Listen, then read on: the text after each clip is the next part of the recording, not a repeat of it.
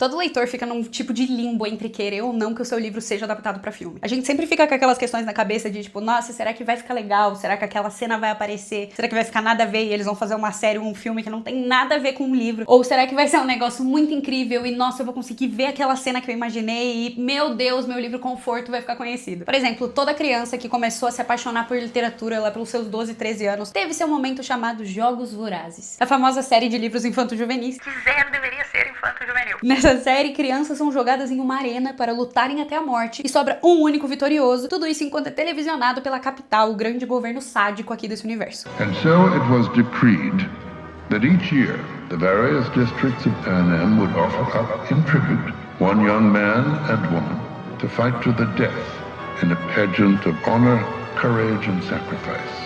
Oiê! Eu sou a Anitta Rocha e aqui é nosso lugar pra falar de literatura. Eu fui uma das crianças de 12 anos que leu Jogos Vorazes e se apaixonou completamente por esse universo. Eu sei detalhes da série, do livro, dos filmes, de tudo até hoje. Inclusive, acho que tem críticas muito válidas pro mundo atual, mesmo tendo sido escrito há mais de uma década atrás.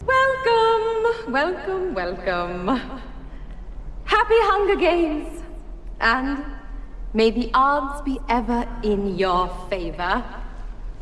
Jogos Vorazes tem os melhores filmes com as melhores adaptações dos livros que eu já vi e mantiveram a história de um jeito perfeito, mas isso não quer dizer que não tenham problemas e que não tenham faltado alguns detalhes que deixam um pezinho no coração do leitor. Por isso que eu resolvi fazer uma série Filme versus Livro, onde a gente vai pegar essas famosas adaptações de filmes e livros e ver o que ficou diferente entre um e o outro. E assim como muitas outras adaptações, Jogos Vorazes tem uma das mudanças mais clássicas nos filmes, que é tirar um personagem. Aqui no caso, a Mad Undersea. Nos filmes essa personagem nem existe, ela é nunca citada, nunca apareceu, mas nos filmes ela não só existe, como é ela a responsável por dar o fatídico broche do tordo pra Katniss. A Mad é a filha do prefeito do Distrito 12 e é a única amiga mulher que a Katniss tem, além do Gale, que é mostrado nos filmes. Além dela mostrar uma parte muito mais humanizada da protagonista, ela funciona também pra gente conseguir entender que a Katniss tem sim ligação com essa elite do distrito. Só tem ligação como eles até têm uma relação amigável, até mesmo com os pacificadores, que são próprios da capital e que estão lá pra manter a paz nos distritos. Nos livros, antes da Katniss ser mandada pros jogos, em que ela tá naquele momento de despedida, em que ela despede do Gale, da Prim, da mãe dela, a Mad entra pra se despedir também. Minha visita seguinte também é inesperada. Mad caminha diretamente pra mim. Ela não está chorosa ou evasiva. Ao contrário, sinto uma urgência em seu tom de voz que me surpreende. Eles permitem que você use na arena alguma coisa do seu distrito, uma lembrança de sua casa. Você poderia usar isso? Ela tá segurando o broche de ouro circular que estava em seu vestido horas atrás. Eu não tinha prestado muita atenção nele antes, mas agora estou vendo que é um pequeno pássaro voando. Seu broche? Pergunto. Usar um símbolo de meu distrito é a última coisa que passaria pela minha cabeça em um momento como esse. Aqui está. Vou colocá-la em seu vestido, certo? Mad não espera a resposta. Apenas se inclina e prende o pássaro em meu vestido. Katniss, você me promete que vai usá-lo na arena? Promete? O broche aqui era uma herança de família da Mad e ela ter dado isso de presente pra Katniss no dia da colheita faz com que tenha um peso emocional muito maior pro broche e pro símbolo que ele vai se tornar. E nos filmes nada disso acontece. Nos filmes a Katniss acha o broche no prego, que é aquele mercado clandestino no dia da colheita. Nada mais acontece com isso, não tem peso por nada, ele se torna um símbolo por si só. Outra coisa que não acontece nos filmes, mas que é muito importante pros livros, é que o Pita perde a perna. O Cato, um dos carreiristas dos primeiros jogos, ele faz um ferimento de espada na perna do Pita. Inclusive a Katniss encontra ele assim nos primeiros jogos, machucado e quase morrendo.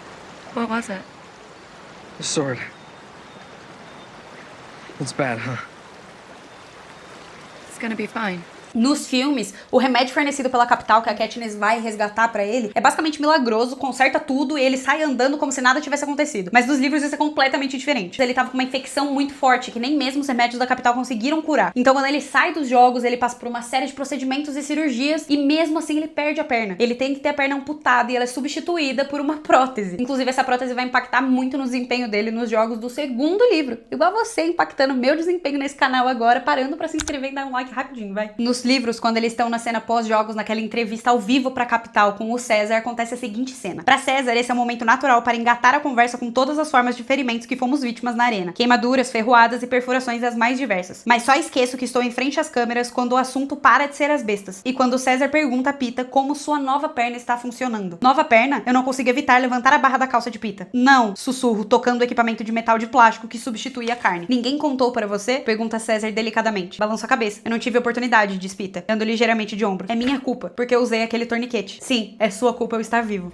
diz Peeta. Os filmes frequentemente escondem um pouco essa brutalidade, essa crueldade da capital com as pessoas, e os danos, principalmente físicos, causados a eles, são completamente omitidos. A gente acaba tendo a impressão de que eles começaram e terminaram os jogos do mesmo jeito, mas não tem nada a ver. Outro exemplo disso é a audição da Katniss. A Katniss fica surda pela maior parte dos jogos. Durante os primeiros jogos, quando a Katniss cria aquele plano com a Rue, que era sua aliada, pra explodir os suprimentos dos carreiristas, ela é jogada pra trás com a força da explosão. Nos filmes, ela fica desorientada por uns segundos, mas logo depois ela já começa a correr atrás da Rue pra ver se tá tudo bem e conseguir seguir com o plano. No livro isso é completamente diferente. Inclusive, ela fica sem encontrar a Rue durante toda a noite, porque ela tá muito preocupada em sobreviver. Quando ela é jogada pra trás com essa força da explosão, ela fica completamente desorientada por um tempo e começa a ouvir um zumbido no ouvido esquerdo. Começa a entrar em pânico. Não posso ficar aqui, fugir é essencial. Mas não consigo nem andar nem ouvir nada. Coloca uma das mãos no ouvido esquerdo, que era o que tava virado na direção da explosão, e quando olha ele está cheio de sangue. Será que eu fiquei surda devido à explosão? A ideia me assusta. Confio tanto em meus ouvidos quanto em meus olhos na caçada. Às vezes sou obrigada a confiar até mais nos ouvidos. E depois de um tempo ela volta a falar. A tonteira melhorou. E apesar do meu ouvido esquerdo ainda estar inoperante, consigo ouvir alguma coisa com o direito, que parece ser um bom sinal. A Katniss perde completamente a audição do ouvido esquerdo e ela passa o restante dos jogos e até um período pós-arena completamente sem ouvir nada no ouvido esquerdo. Nos livros isso é muito importante porque ela fica completamente desesperada. Ela se sente muito vulnerável de não conseguir ouvir nada do lado esquerdo, que faz completo sentido. Quando ela sai da arena, ela passa por uma série de procedimentos pela capital e a capital tem que reconstruir o ouvido dela do zero. E aí ela volta a ouvir. Mas durante os jogos inteiros, basicamente, ela não ouve nada. E isso é muito importante nos filmes, isso não é nem citado. De novo, um dos sinais claros de como os filmes tentam omitir um pouco essa crueldade e também a tecnologia da capital, porque, pô, eles reconstruíram o ouvido inteiro, galera. Isso é muito estranho. Essa tecnologia é muito mostrada em uma das cenas que também não foi levada pros filmes, mas que é muito importante pros livros e que é, pra mim, um grande choque. Toda vez que eu ainda vou reler essa cena, que eu releio o livro, eu tenho que parar uns segundos pra lembrar que o quanto é nojento, o quanto é horroroso e o quanto a capital é absurdamente tenebrosa. São os bestantes do final do primeiro livro / filme. No final do primeiro filme, quando já tá acabando os jogos, a gente tem aquela cena da Katniss e do Peeta reencontrando o Cato, que era o último tributo que ainda estava vivo em um dos carreiristas.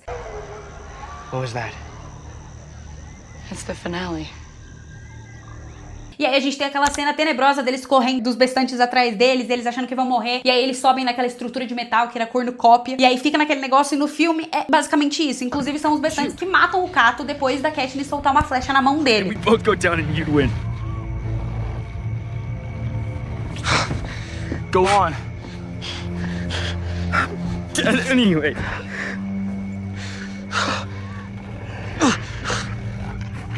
I always was, right?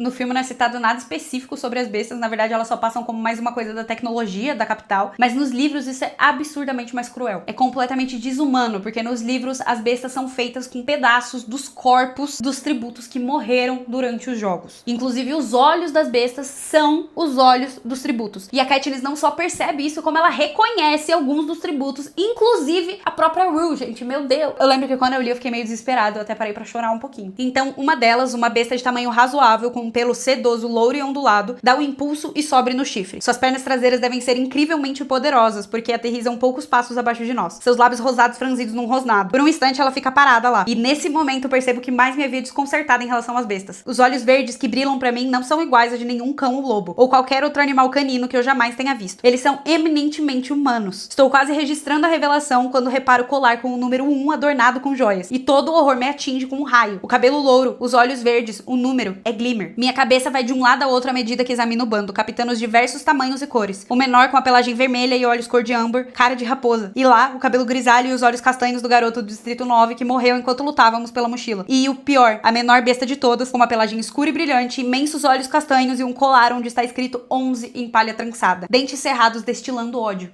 Rue. É um lembrete absurdo de como a capital vai sempre usar de um desespero psicológico pra conseguir desestabilizar os tributos. Inclusive, isso é usado durante todas as séries pra desestabilizar a própria Katniss. A ideia é sempre ser o mais cruel e desumano possível. Todos esses exemplos, eles mostram como a crueldade da capital é muito diminuída nos filmes. E não só a crueldade da capital, como a crueldade dos próprios jogos. Como, por exemplo, fome. A Katniss, ela passa fome durante todos os jogos, a Katniss e o Peeta, e eles quase morrem de inanição. Eles estão constantemente com fome. E quando eles saem dos jogos, eles se descrevem como completamente esqueléticos. Além disso, a Katniss Katniss passa a série inteira morrendo de medo. A gente tá completamente agoniado com ela. Ela acha que vai morrer a qualquer minuto e ela tem certeza que ela não vai voltar pra casa. Assim, todas essas mudanças fazem sentido, até porque ainda se trata de uma série infanto-juvenil e colocar isso de uma forma visual no cinema faria com que a classificação indicativa aumentasse muito nos filmes e seria muito mais chocante pras pessoas, obviamente. Mas ainda assim são algumas mudanças que deixam muito a desejar no sentido de mostrar o que realmente eles passaram sendo tributos. Da gente entender como era cruel a capital e como a Katniss se desespera a série inteira tendo certeza que ela vai morrer. E a gente se desespera junto com ela, porque a gente tem certeza que ela vai morrer. Eu ainda deixo muito claro que Jogos Vorazes foi e é uma das melhores adaptações de filmes que eu já vi na vida. Eles deixaram detalhes muito bons, foi muito bem passado pro livro e pro filme, inclusive até algumas características físicas dos personagens foram mantidas e eu acho isso absurdamente incrível. Vocês concordam comigo? Me conta alguma outra mudança que eu deixei passar, que vocês perceberam, alguma coisa que vocês sentiram falta, deixa aqui nos comentários que a gente vai conversando. Espero que vocês tenham gostado e me falem qual é a próxima adaptação que vocês gostariam de ver. Beijo!